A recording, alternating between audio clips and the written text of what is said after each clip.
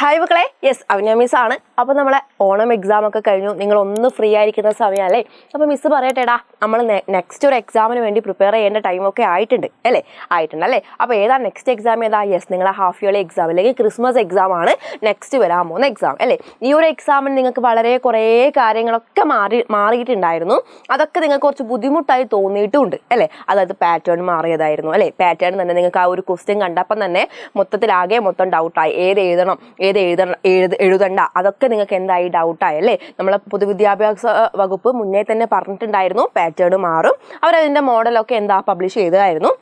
നിങ്ങൾക്ക് മുന്നേ അറിയായിരുന്നു പാറ്റേൺ മാറും, എക്സാം ടഫാവും ഒക്കെ അറിയായിരുന്നു. എന്നാൽ നമ്മൾ ഫസ്റ്റ് അത് കണ്ടു പിന്നെ നമ്മൾ എക്സാം എഴുതാൻ പോയി. കുറച്ചൊന്നും നമുക്ക് ബുദ്ധിമുട്ടായി. ഇനി പേടിക്കണ്ട, ഇനി നമുക്ക് ഒരു 2-3 മാസങ്ങളൊക്കെ നമ്മളെ മുന്നിലുണ്ട് അല്ലേ, ഒരു ഡിസംബറിലുള്ള എക്സാം വരാൻ വേണ്ടിയിട്ട്.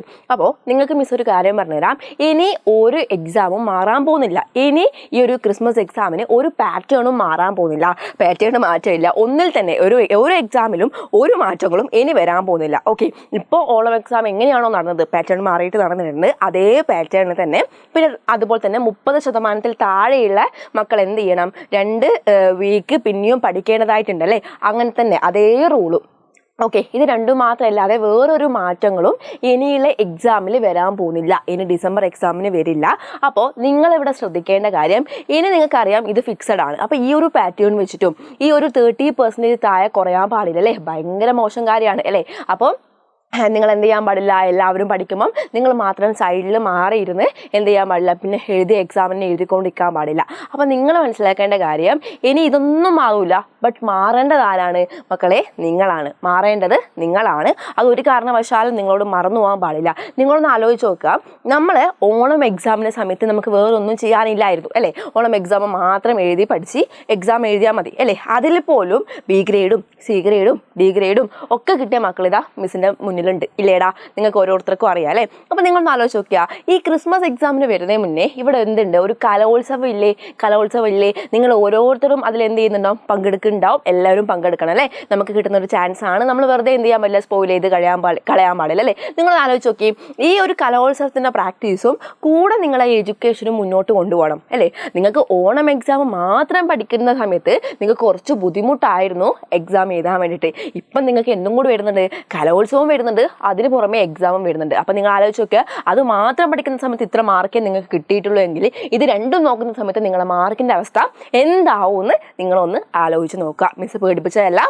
നിങ്ങൾക്ക് എന്ത് വേണം, രണ്ടും ഒരേപോലെ മുന്നോട്ട് എന്ത് ചെയ്യണം, കൊണ്ടുപോകണം അല്ലേ. അപ്പോൾ അതുപോലെയല്ല, ഓണം എക്സാമിന് 3 ചാപ്റ്റർ ആണെങ്കിൽ ഇവിടെ നിങ്ങൾ 6 ചാപ്റ്റർ പഠിക്കേണ്ടി വരും അല്ലേ. 3 ചാപ്റ്റർ, പുതിയ 3 ചാപ്റ്ററും പഴയ ചാപ്റ്ററും നോക്കിയിട്ടല്ലേ പോകാൻ പറ്റുള്ളൂ അല്ലേ. അപ്പോൾ ചാപ്റ്റേഴ്സിന് എണ്ണവും കൂടുതലാണ് അല്ലേ. നമ്മളിങ്ങനെ വളരുന്നതിനെ നമുക്ക് കിട്ടുന്ന ആ ഒരു വെയിറ്റും എന്ത് ചെയ്യുക, കുറച്ച് കൂടുതൽ വരികയാണ് അല്ലേ. അപ്പം നിങ്ങൾ മനസ്സിലാക്കേണ്ട കാര്യം ഇത്രമാത്രമാണ്, പഠിക്കാൻ ഇപ്പോഴേ സ്റ്റാർട്ട് ചെയ്യാം. ഓക്കെ, ഇപ്പോൾ ഉള്ള കുഞ്ഞു കുറച്ച് ടൈം എടുത്ത് പഠിച്ചാൽ മാത്രം മതി കേട്ടോ.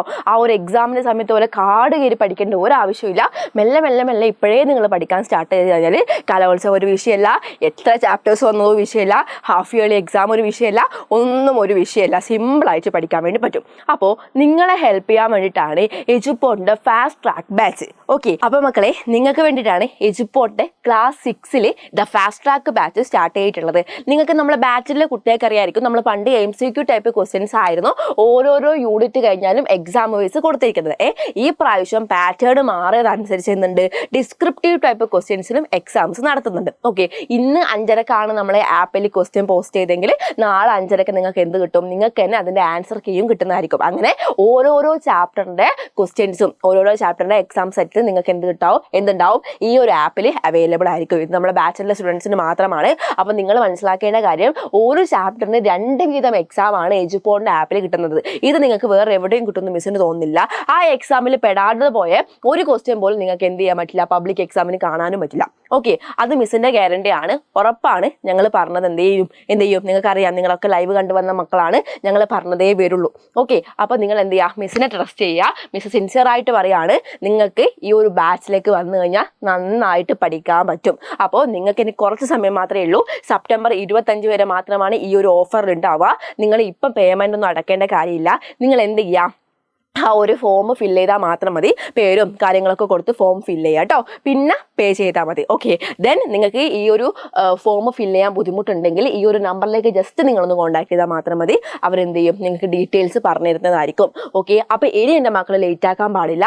6ാം ക്ലാസ് പുതിയ ടെക്സ്റ്റ് ആണ്, ഒക്കെ പുതിയ ആളല്ലേ. ഇനി നിങ്ങളൊന്ന് ആലോചിച്ച് നോക്കി, കുറേ മാറ്റങ്ങളാണ് വരാൻ പോകുന്നത് അല്ലേ. നിങ്ങൾക്കറിയാം ഓണം എക്സാമിന് മിസ് നേരത്തെ പറഞ്ഞ പോലെ ഓണം എക്സാമിന് ആകെ എത്ര ചാപ്റ്റർ പഠിക്കാനുള്ളൂ. അവിടെ 3 ചാപ്റ്റർ ആണെങ്കിൽ ഇവിടെ 6 ചാപ്റ്റർ പഠിക്കാൻ ഹാഫ് ഇയർലി എക്സാമിന് അല്ലേ. അതുപോലെ കലോത്സവം വരാൻ പോവാണ്. മിസ് പറഞ്ഞില്ലേ കലോത്സവം വരാൻ പോവാണ്. ഈ ഒരു കലോത്സവത്തിന്റെ കൂടെ നിങ്ങളെ പഠനവും മുന്നോട്ട് കൊണ്ടുപോകേണ്ടതുണ്ട് അല്ലേ. ഓണം എക്സാമിന് ഒന്നുമില്ല, പഠനം മാത്രമുള്ള സമയത്ത് തന്നെ നിങ്ങൾക്ക് ഓരോരുത്തർക്കും ബി ഗ്രേഡും സി ഗ്രേഡും ഡി ഗ്രേഡും ആണ് കിട്ടിക്കൊണ്ടിരുന്നത്. അങ്ങനെ ആവാൻ പാടില്ല. അങ്ങനെ വരുമ്പം ഈ ഒരു കലോത്സവത്തിന്റെ കൂടെ നിങ്ങൾ എങ്ങനെയാണ് പഠനം മുന്നോട്ട് കൊണ്ടുപോവുക? നിങ്ങൾക്കറിയാം കുറച്ച് ബുദ്ധിമുട്ടാണ്. നിങ്ങൾക്കറിയാം എന്താ, നിങ്ങളെ ഹെൽപ്പ് ചെയ്യാൻ ഞങ്ങളുണ്ട്.